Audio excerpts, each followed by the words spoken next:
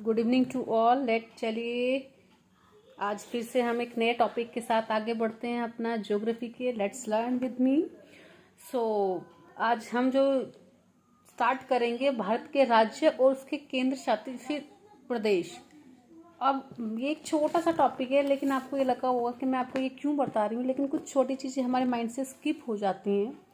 तो आज हम राज्य और केंद्र शासित प्रदेश, उनकी राजधानी पढ़ेंगे। जैसे जम्मू और कश्मीर, इसकी क्या है? श्रीनगर ग्रीष्म में और जम्मू शीत में।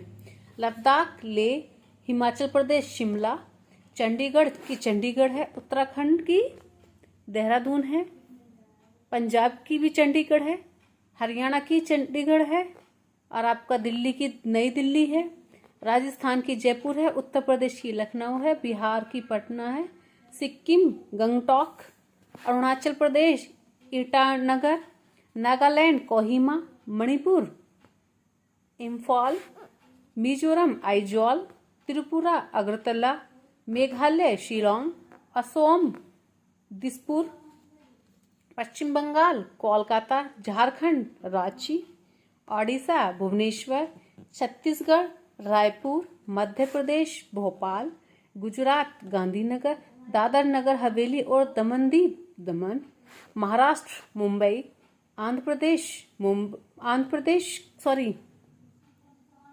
प्रदेश अमरावती, कर्नाटक बेंगलुरु, गोवा पणजी, लक्षद्वीप कवरत्ती, केरल तिरुवनंतपुरम, तमिलनाडु चेन्नई, पुंडुचेरी, और आपका तेलंगाना हैदराबाद। तो ये कुछ आपकी 35 अराउंड ऑफ मैंने आपको राज्य और केंद्र शासित प्रदेश के बारे में, उनकी राजधानी के बारे में बताया। चलिए आज जो हम पढ़ते हैं, भारत बांग्लादेश के मध्य क्षेत्रों का विनिमय। आप बात विनिमय के बारे में अगर थोड़ा सा हम डिस्क्रिप्शन में पढ़ें तो सन 1974 में क्या हुआ था कि संपन्न भारत बांग्लादेश सीमा समझौता को मूर्त रूप से प्रदान करने के निर्मित भारतीय संसद मई 2015 में संविधान के 119वें संशोधन विधेयक में स्वीकृति प्रदान की गई, जो कि संविधान का 100वां संशोधन था। ये जो था 119वां संशोधन, ये संविधान का 100वां संशोधन था। इसके माध्यम से दोनों देश के मध्य एक समझौता लागू हुआ। इन्होंने कहा, एक और चीज बता देती हूँ कि इसके तहत जो है भारत को 2000 या ऐसे समझ लीजिए 2,777.038 वर्ग किलोमीटर भूभाग प्राप्त हुआ, और बांग्लादेश को 2,267.628 वर्ग किलोमीटर। भारत को कितना हुआ? 2,777.038 वर्ग किलोमीटर। भारत को थोड़ा ज्यादा हुआ, बांग्लादेश को कम हुआ, 2,267.628 वर्ग किलोमीटर। ये समझौते में क्या हुआ? दोनों का डिवाइडेशन हुआ। इस डिवाइडेशन में भारत को 2,777.368 वर्ग किलोमीटर भूभाग मिला, और बांग्लादेश को 2,267.628 वर्ग किलोमीटर प्राप्त हुआ। अब ये तो था दोनों के बीच में जो समझौता हुआ 2015 में 119वें संशोधन विधेयक के। अब इसके बाद जो हम पढ़ेंगे, भारत के राजनीतिक इकाइयों के बारे में थोड़ा सा समझेंगे कि अंग्रेजों के भारत छोड़ने के समय भारत व ब्रिटिश प्रोविंसेस तथा 562 रजवाड़ों में विभाजित किया गया। 26 जनवरी 1950 को भारत का संविधान लागू हुआ। यह आपको पता होगा, 26 जनवरी 1950 को हमारा संविधान लागू किया गया और भारत प्रजातंत्र गणराज्य बन गया। तदुपरांत 26 जनवरी 1950 को संविधान लागू होने के बाद 27 नवंबर 1947 को एस के धर की अध्यक्षता में 4 सदस्यीय भाषा प्रांत आयोग गठन किया गया, किंतु समस्या का समाधान न होने पर 1 अक्टूबर 1953 को भारत के आधार पर प्रथम राज्य आंध्र प्रदेश का गठन किया गया। कुछ मतलब अगर डाउट हो तो मैं दोबारा से रिपीट कर देती हूँ कि 26 जनवरी 1950 को तो हमारा संविधान लागू किया गया और भारत प्रजातंत्र गणराज्य बन गया, और 27 नवंबर 1947 को एस के धर की अध्यक्षता में 4 सदस्यीय भाषीय प्रांत आयोग का गठन हुआ, लेकिन कोई इसमें जो प्रॉब्लम थी उनका सलूशन नहीं मिलने के कारण 1 अक्टूबर 1953 1953 को भाषा के आधार पर प्रथम राज्य कौन बना? अपनी भाषाओं के आधार पर अलग अलग राज्य है, जैसे उत्तर प्रदेश है, आपका आंध्र प्रदेश है, अलग भाषाओं के आधार पर राज्य बांट दिए गए। तो सबसे पहला जो राज्य बना वो था आंध्र प्रदेश। इसमें क्या था, तेलुगु भाषाओं के लिए पृथक राज्य का गठन किया गया और इसके पश्चात अन्य भाषाओं द्वारा अलग राज्यों की मांग तेजी से बढ़ गई।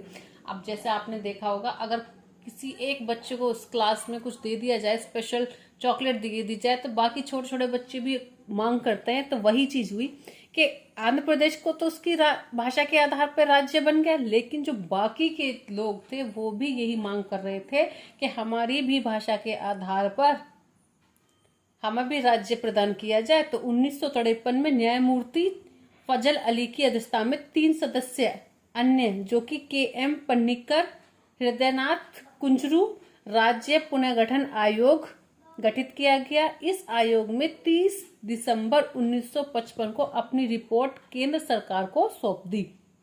मैं दोबारा से बताना चाह रही हूँ कि 1 अक्टूबर 1953 को ही जैसे ही प्रथम राज्य बना भाषा के आधार पर आंध्र प्रदेश, तो अलग अलग लोगों ने मांग की, क्योंकि ये तेलुगु लोगों के लिए थी, लेकिन इससे अलावा लोगों ने भी कहा कि हमें भी राज्य मिलना चाहिए हमारी भाषा के आधार पर।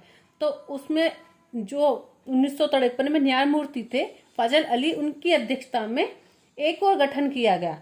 उन्होंने क्या किया, उन्होंने जो अन्य सदस्य थे जैसे KM पन्नीकर थे या हृदयनाथ थे, इन्होंने एक राज्य पुनर्गठन आयोग किया जिसे बोलते हैं द स्टेट रिऑर्गेनाइजेशन कमीशन। इसमें उनको कार्य दिया गया और इन्होंने क्या किया, 30 दिसंबर 1955 मतलब 1953 से लेकर 1955 में इन्होंने अपनी रिपोर्ट सेंट्रल गवर्नमेंट केंद्र सरकार को सौंप दी। इस रिपोर्ट के आधार पर क्या हुआ, राज्य पुनर्गठन अधिनियम 1956 पारित किया गया। 1955 में इन्होंने रिपोर्ट दी और 56 में ये एक अधिनियम पारित कर दिया गया। अब इस अधिनियम के अनुसार 14 राज्य और 6 केंद्र शासित प्रदेश का गठन किया गया। आपको समझ में आया? आज तो ज्यादा हैं, लेकिन पहले के जब स्टार्टिंग की बात थी तो केवल 14 राज्य थे और 6 केंद्र शासित प्रदेश थे।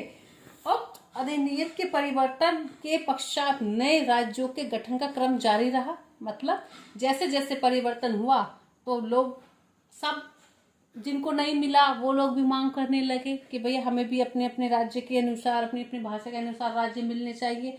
अब इसमें क्या हुआ, जम्मू और कश्मीर पुनर्गठन अधिनियम 2019 के तहत केंद्र सरकार ने जम्मू और कश्मीर राज्य को 2 केंद्र शासित प्रदेशों में विभक्त कर दिया, जम्मू और कश्मीर एवं लद्दाख।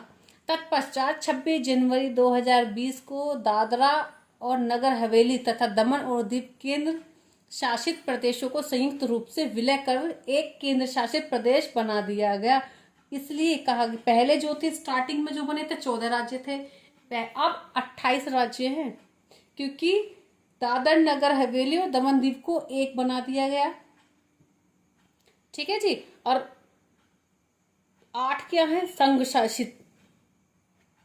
तो अब अगर बात की जाए एक दृष्टि से कि राज्यों का कौन कौन से राज्यों का गठन हुआ था, 2019 तक की बात करूंगी मैं। सबसे पहले आंध्र प्रदेश आया था, उसके बाद गुजरात, ईयर बताएं, ईयर अगर बात की जाए, आंध्र प्रदेश जो आया था सबसे पहले 1953 में आया था, उसके बाद गुजरात आया 1960 में आया, फिर आपका नागालैंड आया 1963 में, हरियाणा 1966 में, हिमाचल प्रदेश 1971 में, मेघालय, मणिपुर, त्रिपुरा ये 1972 में, सिक्किम 1975 में, मिजोरम, अरुणाचल प्रदेश, गोवा ये आया 1987 में, छत्तीसगढ़ जब अलग हुआ था 1 नवंबर 2000 को, उत्तराखंड 9 नवंबर 2000 को, झारखंड 15 नवंबर 2000 को बिहार से अलग हुआ था, ये याद रखना।